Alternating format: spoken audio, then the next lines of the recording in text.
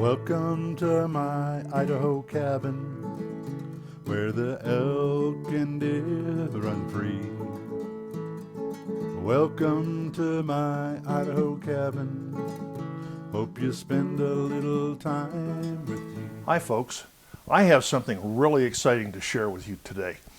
I discovered a new cut of meat. It's called a Teres Major. I hope I'm pronouncing that correctly, but I've never heard of it before. A friend of mine bought some, and we tried it the other day. And it's supposedly very, very tender and similar to a tenderloin, but it comes from the chuck, from the shoulder. So anyway, we tried it the other day, and I'm here to tell you that I'm not sure that it's not more tender than a tenderloin. It was absolutely delicious. So they're small roasts, and when you cook them, then you cut them up into medallions and serve them that way. And these were absolutely delicious. So here's what they look like, and I'll show you how I cook them. Here are two Teres Major roasts.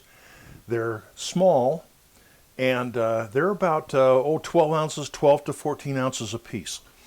And as you can see, they have some silverskin on them, and so that has to be removed. But then we'll go ahead and cook them.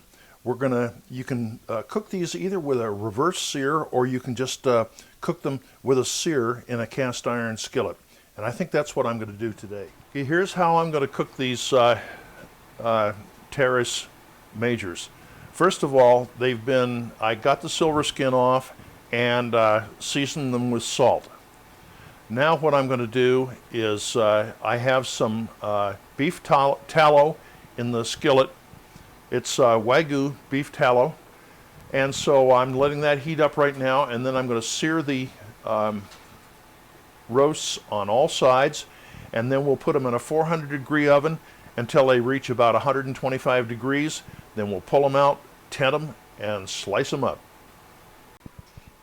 All right, the tallow is up to temperature now, so I'm going to put this in here. And we'll let it sear for 2 or 3 minutes on each side. Try to get a nice sear on it, and then we'll put it in the oven at 400 degrees. We've got about 40 minutes before we're going to eat, so I figure about 30 minutes in the oven ought to do it. I'm going to put a temperature probe in there just to make sure. All right, the meat is now seared, so I'm going to put it in the oven and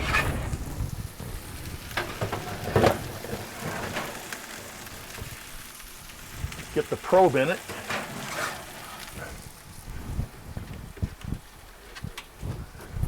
So we can keep track of it. So you can put it in that one. That ought to do it.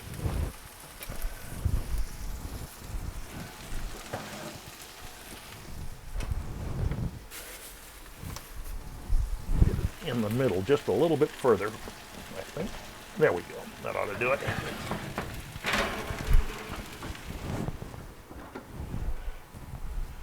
Okay, I'm going to bring it up to about 120, 125, and then take it out and tent it. So it should be a nice medium rare. And there's the finished product. Nicely medium rare, and the ends are well done. So we're going to go eat. Well, thank you all for joining me in this video. I want you to know that dinner last night was just absolutely fabulous. The information on these steaks, or these roasts, is that they're only second to the tenderloin as to being tender. I would take exception to that. I think these are more tender than a tenderloin, and they're really, really tasty. So anyway, you may have a problem finding them.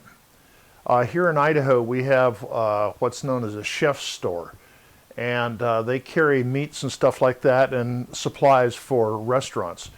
And we buy these steaks in a large tube, a cryovac, and they're about there's about 9 in a package, and for about $35 or something, I don't know. They're about $6.25 a pound is what we pay for them, whereas a tenderloin is about $12.50. So they're very inexpensive, and oh my God, are they ever good.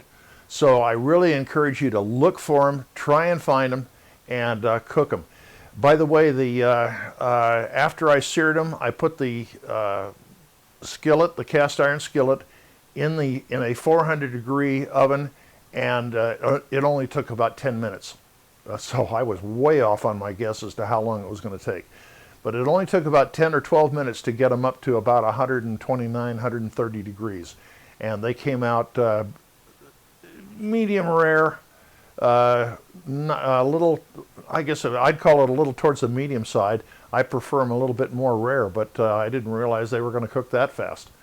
But anyway, I really encourage you to go ahead and try and find these steaks because they're inexpensive and absolutely delicious. So anyway, as usual, I guess the recipe will be right down here, and the like, dislike button and stuff like that. Subscribe button is over here.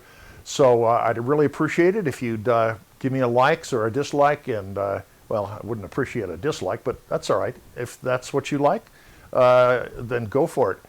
And send me a comment. Be more than happy to answer you, and hope to see you again next time. This is Rick at My Idaho Cabin. Welcome to my Idaho cabin, where the elk and deer run free. Welcome to my Idaho cabin.